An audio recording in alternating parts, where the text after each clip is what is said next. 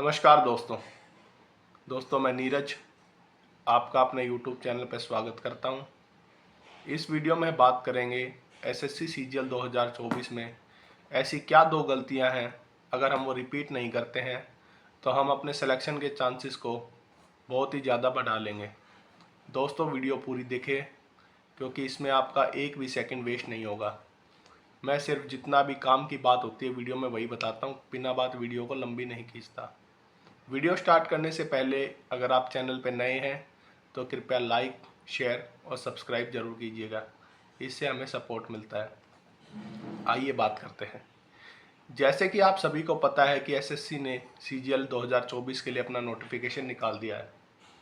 Overall 17,000 plus vacancy है, जो काफ़ी अच्छी वैकेंसी है। एग्ज़ाम सितंबर से अक्टूबर में होगा, मेंस दिसंबर में होगा।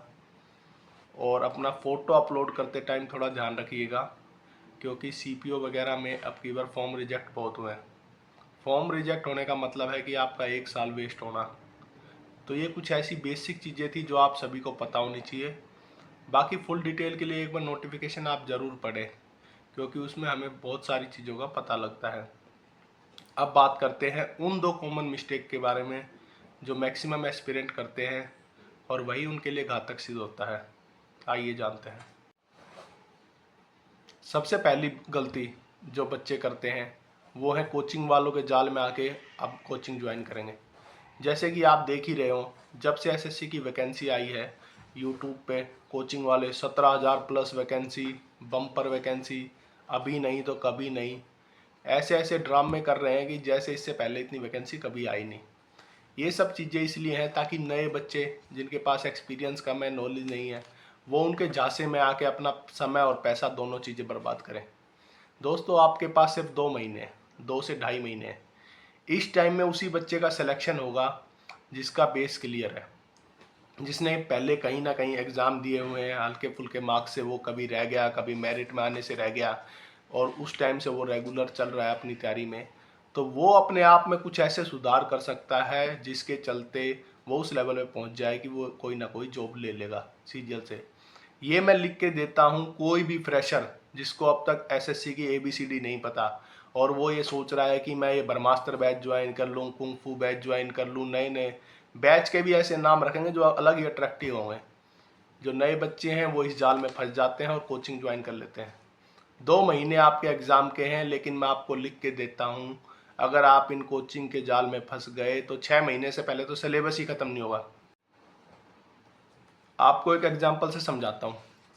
2017 के टाइम में कुछ ऐसे क्वेश्चन आ गए थे जो कैट लेवल के कह भी सकते हैं, थोड़ा हार्ड लेवल ही कह सकते हैं, लेकिन वो एग्ज़ाम में 99% बच्चों से वो क्वेश्चन हुए नहीं थे।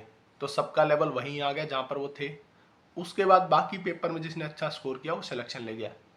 लेकिन उसी चीज़ का फ़ायदा उठा के ऐसे ऐसे बैच लॉन्च किए, हमसे पढ़ो, ये वाला क्वेश्चन यही आएगा, एमबीए की बुक कर लो, ये कर लो। हमें इतना सब कुछ नहीं पढ़ना, हमें किसी चीज़ में पीएचडी नहीं करनी, हमें सिर्फ रेलिवेंट चीज़ें पढ़नी है जो हमारे एग्ज़ाम में आएंगी, कम समय में हमें समझ आएंगी। कोई क्वेश्चन नहीं आ रहा छोड़ दो ना, 1 नंबर का ही तो है, ये थोड़ी उससे पता हमारी गरिमा पे हाथ हो जाएंगे, हमारी इज्जत वो होगी कि भाई ये क्वेश्चन तो हमने किया नहीं, हम नौकरी के लायक नहीं है। ये सब चीज़ें कुछ नहीं है। जो मौके पे आपको चौका मार गया वही विजेता कहलाता है। तो सबसे पहले मेरी आपसे यही रिक्वेस्ट है, अब आप कोचिंग वगैरह इन तरफ की मत जाएं, सिर्फ 4 चीज़ें करें। सबसे पहले सेल्फ स्टडी, खुद पढ़ना है। अब कोचिंग वगैरह में कोई बेनिफिट नहीं है, आपके 6 महीने साल भर खराब हो जाएंगे जब तक अगले सीपीओ का नंबर आ जाएगा। दूसरी चीज़ मॉक लगाएं, उसका एनालिसिस करें और रिवीजन। ये 4 चीज़ें जो बच्चा कर लेता है उसका सिलेक्शन कोई नहीं रोक सकता। सिर्फ यही मूल मंत्र है। कोचिंग सिर्फ इसलिए होती है जिसको बिल्कुल ही नहीं पता कि क्या सिलेबस आता है, क्या कुछ आता है, कभी इस फील्ड में आया ही नहीं हो, उसके लिए कोचिंग है। और ये टाइम कोचिंग का नहीं है। सीजीएल हो, सीपीओ हो, इतना कंपटीशन है, बिल्कुल कोई फ्रेशर बच्चा जो ये सोच रहा है अभी कि मुझे तो एबीसीडी भी नहीं आती एसएससी की और मैं एग्ज़ाम निकाल जाऊंगा, तो कोई लाखों में एक ही एक्स्ट्रा ऑर्डिनरी बच्चा होता है, लेकिन मैक्सिमम ऐसे नहीं होते। तो एक कोचिंग वालों के जाल से बचिए, अपने पैसे बचाइए, अपना समय बचाइए और अपने सिलेक्शन के जो चांसेस हैं उनको और ज़्यादा हाई करिए। मेरी किसी कोचिंग वाले से ये नहीं है कि मैं कोचिंग के खिलाफ हूँ, लेकिन इस टाइम पे जिस तरह से बच्चों को प्रलोभित किया जा रहा है, बम्पर वैकेंसी, अभी नहीं कभी नहीं, ये कोचिंग का स्टाइल होता है। जितना डराओगे बच्चों को उतना आपके पास अट्रैक्ट होते आएंगे। जैसे ही एक क्वेश्चन जो पिछली बार आया होगा यही आएगा यही आएगा, वो एक स्क्रीन पे देख के नया नया बच्चा होता है, उसको पता नहीं होता, वो सोचता यही सारे वो क्वेश्चन करवा देगा मास्टर, यही आने। लेकिन ऐसा नहीं होता। सेल्फ स्टडी जो करेगा सिलेक्शन उसी का होगा। चार ही चीज़ें होती हैं, सेल्फ स्टडी, मॉक एनालिसिस और रिवीजन। ये चार चीज़ें जिसने की उसी का सिलेक्शन पाना है। वरना चाहे आप 30 मास्टरों से कोचिंग ले लेना, आपका सिलेक्शन नहीं होगा। इतना मैं लिख के देता हूँ। अब बात करते हैं हम दूसरी ऐसी गलती की जो मैक्सिमम बच्चे करते हैं। ये गलती है, अब टेलीग्राम पे भी ग्रुप शुरू हो जाएंगे। CGL 2025 target group, CGL 25 selection group, CGL 25 ये group, Delhi group, north group. इसमें इतने बच्चे ऐड हो जाते हैं, 25,000, किसी में लाख लाख बच्चे भी ऐड हो रहे हैं ग्रुप में। और उस ग्रुप में दिन भर में एक भी चीज़ ऐसी काम की नहीं होती जो आपके अंदर वैल्यू एडिशन करती है कि हाँ भाई आज तो मैंने ये चीज़ सीखी इन बच्चों से। उसमें सिर्फ आप टाइम पास करोगे, बिना बात की सारा दिन बात मारते रहोगे, नेट यूज़ करोगे, अपना समय वेस्ट करोगे। उस ग्रुप से आप कुछ भी प्रोडक्टिव लेके नहीं जाओगे। और 2-2.5 महीने हैं, या तो हम इन ग्रुपबाजी में रह लेंगे, हम ग्रुप पे टाइम वेस्ट कर रहे हैं, या हम अपने ऊपर काम करके अपना जो सिलेक्शन है उसके चांसेस को बढ़ा लेंगे। 17,000 वैकेंसी कम नहीं होती। अगर आप मेहनत करोगे तो आप कंफर्म जॉब लोगे। बस आपको इन सिर्फ दो चीज़ों से बचना है। एक तो कोचिंग के जाल में नहीं फंसना अभी, एक ये फालतू के ग्रुप वगैरह जो भी टेलीग्राम पे भी बनेंगे उनमें ऐड नहीं होना है।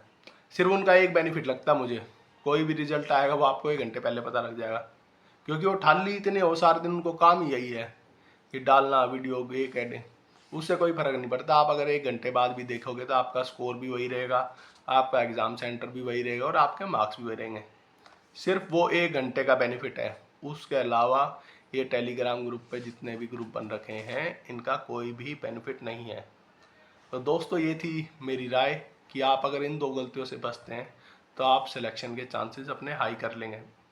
बाकी एक बार नोटिफिकेशन को अच्छे से पढ़ें, कुछ कॉमन सी चीज़ें होती हैं जो सभी को पता होनी चाहिए, तो उसको पढ़ें और अपना फॉर्म रिजेक्ट ना होने दें।